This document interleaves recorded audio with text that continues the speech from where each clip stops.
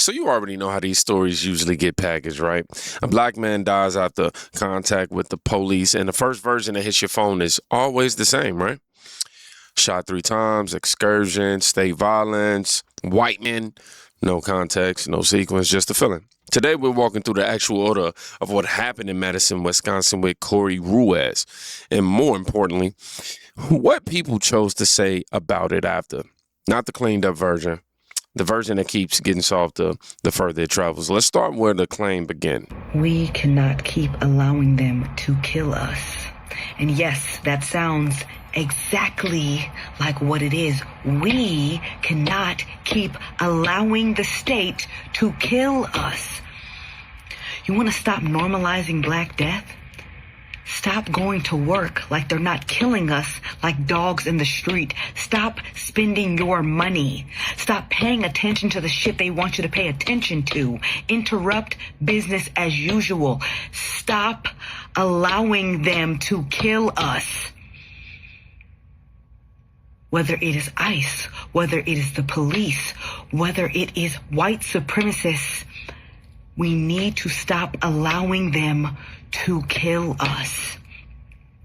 Because in a country where rent is getting increasingly higher, people are being displaced, neighborhoods are being gentrified, Black people are losing their homes, veterans are losing their homes, food is getting more expensive, gas is getting more expensive, jobs are not hiring people with houses. Imagine what people who are unhoused are dealing with in a country where the conditions are becoming unbearable. We cannot keep allowing them to kill us. We are worth more than this, and it is time we fucking act like it. It is time we act like it. So, this is usually how it's sold first. I'm having a bad hair day today, y'all. Give me a second. But shot 3 times in the head by white men. That's the line. No struggle, no knife, no officer injured, just the finished product. The problem is the finished product is never the whole story, right? And once you start with the finished product, everything after has to protect the first sentence. That's how you get people defending actions they would never accept if the roles were reversed. Now, the family speaks, and I'm not going to lie to you, this part is pretty heavy. My son was an exceptional guy. He was my love. He loved his daughter. He loved his family. He did not deserve to be taken out like that. They took my baby from me. I never thought I would have to bury my baby before you buried me. And I would never...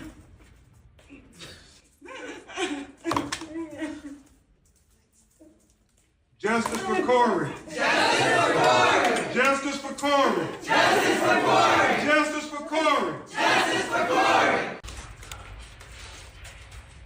People, whoever is saying, oh, but he was a criminal. So what? He had a family. He had me. That's right, baby. Yes. The last time I talked to him, it was for a short period of time, and I wish it'd been longer. I wish I could see him one more time. I wish he could tell me how much he loves me one more time. He tried to do his best for me and his family. I wish he was still here, so I would never, in a million years, think that I would see my father on a shirt, a pin, a necklace, on social media saying he was shot and killed by a police officer. Ooh, man, it's heavy. So, for a child to witness that, a mother and a 13-year-old daughter, that's real pain. Nobody with a soul will dismiss that. Nobody. Sidebar, I want you to notice what never gets said in these moments. The sequence that put him on the ground in the first place, which was resistant, a knife, and an officer cut. A taser that didn't work. 3 shots at close range after that. You can love your family and still have to sit with the choices that led to that outcome. Those two can exist at the same time. The version that only allows one of them is the one that keeps failing the same communities over and over. Then a Democrat running for governor of Wisconsin picks up a megaphone. A man died at the hands of state-sanctioned violence. He was fucking murdered. Say it. Say it. It was murder. It was murder. Executed. Say it. It was murder. This is my statement. It was murder. This state-sanctioned violence was an execution. Thank you.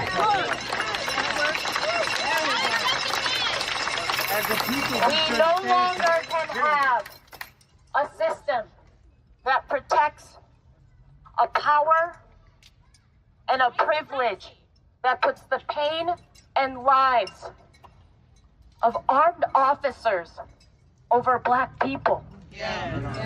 We cannot protect a system that continues to rain harm and terror. We all deserve to feel safe. It is a human right to be safe. So, excursion, state-sanctioned violence. A man pulls a knife during a struggle with police and injures an officer. And an elected official's first instinct is to call the response an excursion. You know, that word is not neutral. It is deliberate. Matter of fact, it's a deliberate erasure of the threat that existed seconds earlier. When leaders reach for the strongest possible accusation before the investigation is even finished, they're not seeking any certain sort of clarity. You know, they are just feeding the narrative they already decided the outcome to. And that narrative has a body count of its own in the form of officers who hesitate and citizens who pay for that hesitation later. This next one is where the logic completely just leaves the building. We start fighting back. We start fighting back.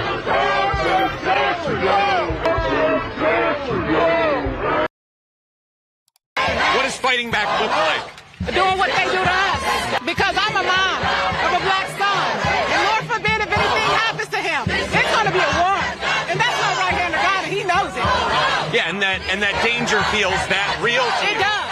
It really does. I was at home, and my first emotions was, again. And so that's when I realized I had to get up and be a part of this, because we can sit back and, behind closed doors all the time. But if we don't come together and stand up, nothing will ever change. We start fighting back.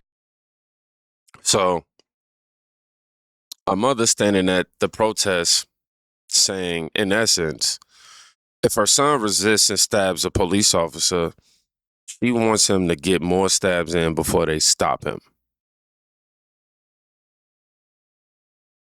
She's proud of that position. That's not justice, y'all. That is not accountability. This is a mindset that treats the officer's life as less valuable, the moment force is used to end a threat. You cannot claim to care about Black life while building a moral system that excuses violence against the people whose job is to stop the violence.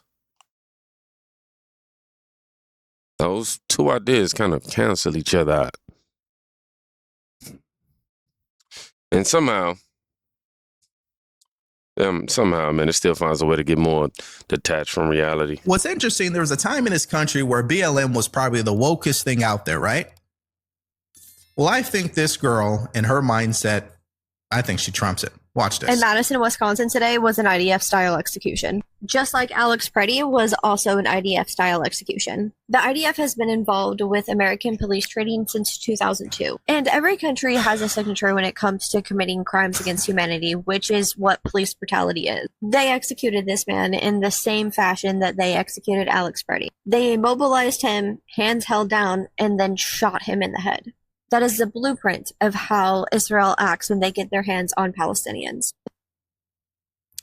Who knew you could tie the IDF to what's happening in Madison, Wisconsin, out of all places, Minneapolis, Minnesota as well. Who knew Israel's hands was involved there? I mean, next thing you know, she's going to start saying some of the trainers were shipped in on Egyptian planes, and they've been surveilling these people and targeting them, and some of them were actually a part of the CIA 20 years ago when they were 18. I mean, what's next? I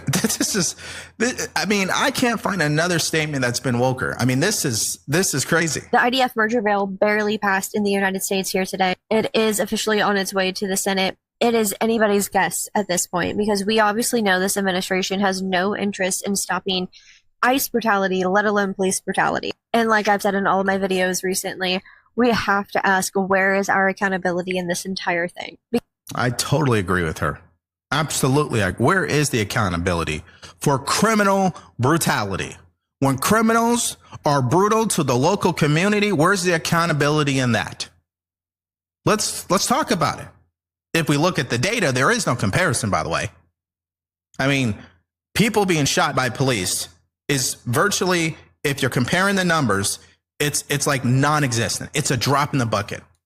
The bucket itself, full of water, is killing from criminals against American citizens.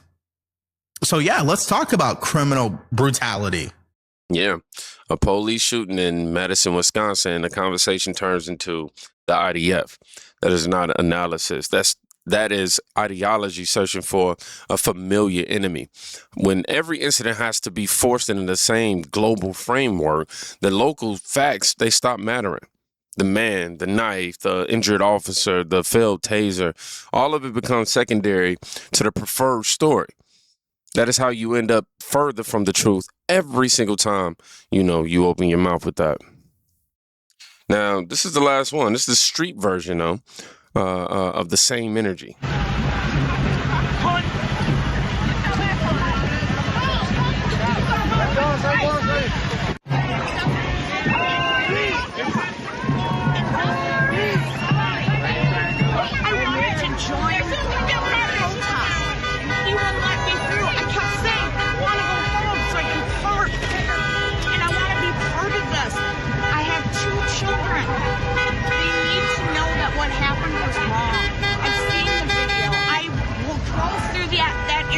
Less than 5 minutes before it happened.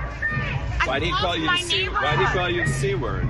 Because I wanted to get through and he wouldn't let me. I had a whole block. There's no reason why I couldn't have gone through.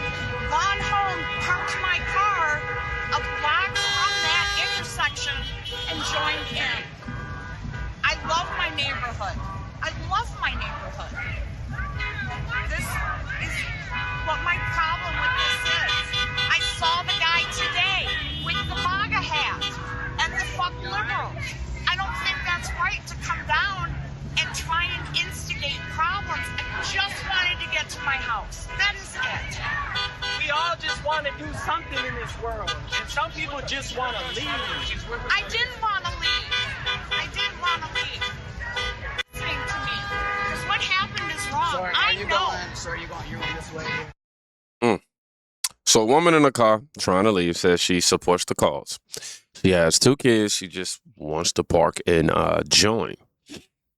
And the crowd still surrounds the vehicle while she has to explain herself. Now, when a protest becomes the right to trap people who are not the police, the message is no longer about accountability.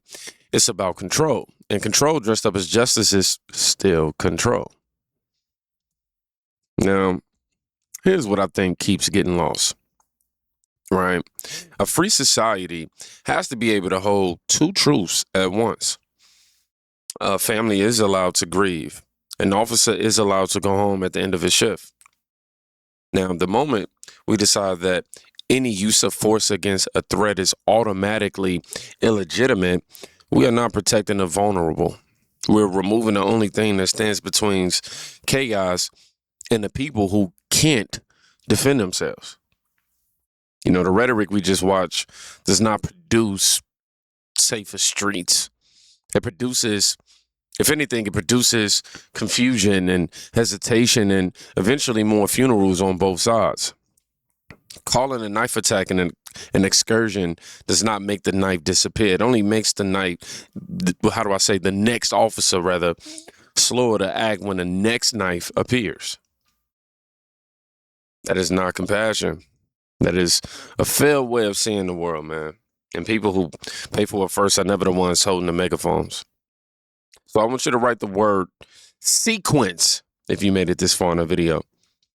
And he has told you, oh man, what is good.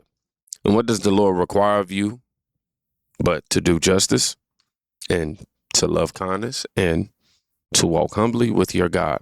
That's Micah 6 and 8. Y'all be safe. Please go check on somebody today. You can quite literally be saving their life. Peace.